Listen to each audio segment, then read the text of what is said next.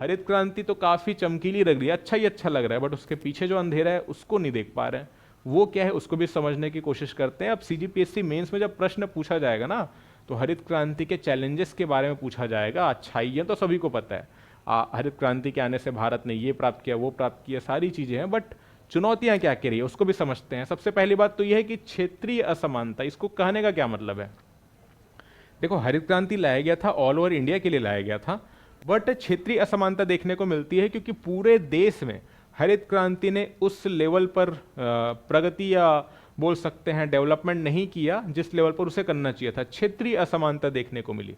जैसा कि मैंने बताया कि पंजाब की बात करें, हरियाणा की बात करें या पश्चिमी उत्तर प्रदेश की बात करें, इन क्षेत्रों ने हरित क्रांति में काफ़ी ज़्यादा प्रगति दर्ज की। अब ऐसा तो नहीं कि केवल इन्हीं क्षेत्रों में ही हरित क्रांति को लाया गया था तो पूरे भारत में लाया गया था, बट भारत के अन्य क्षेत्रों में वैसी प्रगति उन्नति देखने को नहीं मिली।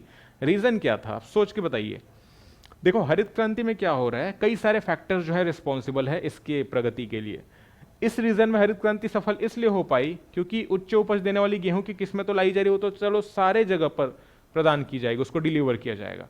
लेकिन सिंचाई के साधन की दृष्टि से अगर हम बात करें, तो सिंचाई के साधन में अगर आप इस रीजन को देखेंगे तो सिंधु और गंगा नदी जो बेसिकली नदी प्रणाली है उसके अंतर्गत ये पूरा क्षेत्र आता है।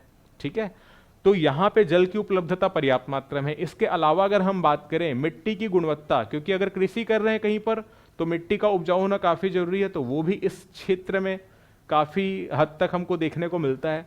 इसके अलावा अगर हम बात करें उर्वरक की, तो उर्वरक का उपयोग करेंगे कौन, बड़े जो किसान हैं उनके पास, जिनके पास पर्याप्त मात्रा में धन दौलत संपत्ति है। तो यहाँ पे इंडिया के जो सबसे बड़े बड़े जो किसान हैं जिनके पास काफी ज्यादा संपत्ति है, वो सब आपको देखने को, मैक्सिमम जो आपको देखने को मिलेंगे पंजाब, हरियाणा, पश्चिमी उत्तर प्रदेश वाले रीजन में देखने को मिलेंगे। इस कारण से वो उर्वरक खरीदने में भी काफी सक्षम थे। 1966-67 की बात कर रहे हैं, अभी तो सभी जगह आपको देखने को मिल जाएगा, अभी से रिलेट नहीं करना है, उस समय की बात कर रहे हैं। ठीक है, इसके अलावा कीटनाशक खरीदने में भी वो सक्षम थे। तो ये सारी जो चीज़ें हैं, ट्यूबवेल की बात करें, इन सभी चीज़ों में यहाँ पे जो किसान है वो काफ़ी ज़्यादा सक्षम है, समृद्ध है। साथ में यहाँ की जलवायु परिस्थिति भी ऐसी है जो उत्पादन को बढ़ावा देती है। तो इस कारण से हम देखते हैं कि हरित क्रांति के दौरान इस पर्टिकुलर एरिया में काफ़ी ज़्यादा प्रगति और विकास दर्ज किया गया।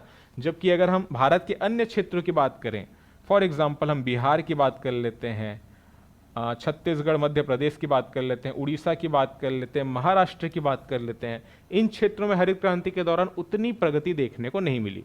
तो हरित क्रांति का जो पहला जो चैलेंज है वो ये है कि क्षेत्रीय असमानता देखने को मिलती है। एक क्षेत्र ने तो काफी ज्यादा विकास किया, बट भारत के अन्य क्षेत्रों में हरित क्रांति विकसित नहीं हो पाई। तो पहले तो आपको इस पॉइंट को नोट डाउन करना है ना, काफी इंपॉर्टेंट है। दूसरी बात यह है कि फसल में असमानता। फसल में असमानता बोलने का क्या मतलब है, हरित क्रांति के दौरान सारी फसलों पर फोकस नहीं किया गया, कुछ ही फसलों पर फोकस किया गया, जिसमें से गेहूं की बात करें, चावल की बात करें, ये फसलें जो हैं इन पर खास फोकस किया गया। इसी कारण से हम देखते हैं कि हरित क्रांति के दौरान गेहूं के उत्पादन में, चावल के उत्पादन में वृद्धि देखने को मिली। जबकि अन्य जो प्रमुख फसलें हैं, चाहे दालों की बात कर लें आप, तिलहन की बात कर लें, तो अन्य जो प्रमुख फसलें हैं उनके उत्पादन में वृद्धि देखने को नहीं मिली। तो यहाँ पे क्षेत्रीय असमानता के साथ साथ फसल में भी असमानता देखने को मिल रही है। कुछ फसलें हैं जिनके उत्पादन में वृद्धि देखने को मिली क्योंकि इसके उच्च उपज देने वाली जो किस्में हैं वो उपलब्ध थी, जबकि अन्य की नहीं थी। तो कुछ अन्य जो फसलें हैं उनके उत्पादन में वृद्धि देखने को नहीं मिली। तो फसल में भी असमानता देखने को मिलती है। जो हरित क्रांति का जो सबसे ज्यादा जो मेन जो चैलेंज है, चुनौती है, वो है पर्यावरण संकट। पर्यावरण संकट बोलने का मतलब है कि यहां पर बेसिकली क्या किया जा रहा है। अगर हम बात करेंगे, देखो पंजाब, हरियाणा, पश्चिम उत्तर प्रदेश वाले रीजन में अगर हम बात करेंगे तो यहां पर कीटनाशक और साथ ही उर्वरक, इसका काफी ज्यादा प्रयोग किया गया।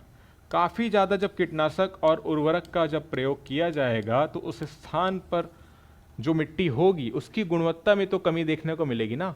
तो 1966-67 से जो हरित क्रांति चली आ रही है, जो पंजाब हरियाणा को काफ़ी समृद्ध जिसने बनाया, बट लगातार कीटनाशकों का प्रयोग करने के कारण, लगातार उर्वरकों का प्रयोग करने के कारण जो वहाँ की मिट्टी है ना, वो अब धीरे धीरे क्या हो रही है, अनुपजाऊ हो रही है।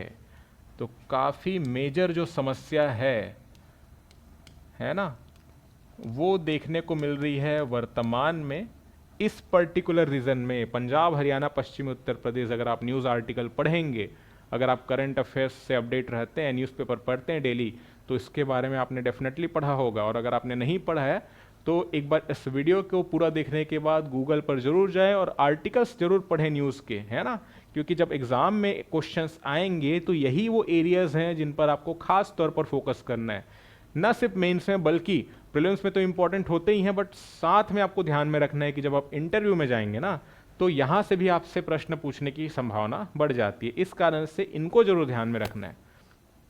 आज के टाइम पर हम लोग देख रहे हैं कि हरित क्रांति के दौरान जिस क्षेत्र ने सबसे ज़्यादा प्रगति की वही आज काफ़ी ज़्यादा संकट में है। मिट्टी जो है वो अनउपजाऊ हो रही है लगातार कीटनाशकों और उर्वरकों का प्रयोग करने के कारण।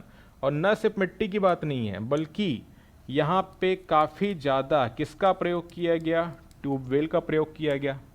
ट्यूबवेल का प्रयोग करने के कारण से क्या हुआ, यहाँ पर जो भूमि के नीचे का जो जल है ना, उसकी मात्रा में कमी देखने को मिलती है। तो जो भूमिगत जो जल है उसमें भी आपको कमी देखने को मिलती है। किस क्षेत्र में? पंजाब, हरियाणा, पश्चिमी उत्तर प्रदेश की मैं बात कर रहा हूँ। तो भूमिगत जल में भी काफ़ी ज़्यादा कमी देखने को मिल रही है। लगातार देखो ट्यूबवेल के कारण से क्या हो रहा है, लगातार जो भूमिगत जो जल है उनका दोहन किया जा रहा है कृषि के कारण से। तो भाई ऐसा तो है नहीं, अनलिमिटेड पानी तो है नहीं, ठीक है, तो उसमें भी तो कमी देखने को मिलेगी। तो एक तो मिट्टी की जो उर्वरकता है उसमें भी कमी देखने को मिल रही है, भूमिगत जो जल है उसमें भी कमी देखने को मिल रही है। तो हरित क्रांति में तो काफ़ी ज़्यादा प्रगति की, लेकिन आज वर्तमान में देखो ना कैसी कैसी समस्याओं से पीड़ित है ये क्षेत्र। तो ये भी एक प्रमुख बात है जो ध्यान में रखना है। ये जो चीज़ें हम डिस्कस कर रहे हैं ये पर्यावरणीय संकट के अंतर्गत आता है। तो इन्वायरमेंटल डैमेज देखने को मिल रहा है वर्तमान समय में हरित क्रांति के चलते। इसके अलावा सामाजिक असमानता, सामाजिक असमानता बोलने का वही मतलब है जो थोड़ी देर पहले हमने डिस्कस किया कि जो बड़े किसान हैं उन्होंने तो काफ़ी ज़्यादा प्रगति उन्नति की। तो समाज में एक तरफ बड़े किसान हैं जिनके पास संपत्ति ज़्यादा है, इन्होंने तो हरित क्रांति में और भी ज़्यादा सफलता अर्जित की। लेकिन छोटे जो किसान हैं, है ना, उन्हें तो उस लेवल पर प्रगति नहीं मिल पाई जितना अपेक्षित था। तो इसने क्या किया, समाज में असमानता को बेसिकली उत्पन्न किया। तो ये कुछ मेजर चैलेंज है जो हमको देखने को मिलते हैं हरित क्रांति के दौरान, ठीक है।